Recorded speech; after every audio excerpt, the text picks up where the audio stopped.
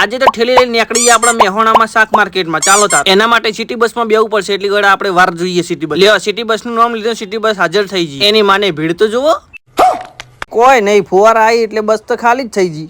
ये कैसे हो गया? અને આ છે અમારા મેહોણાનો ફુવારો.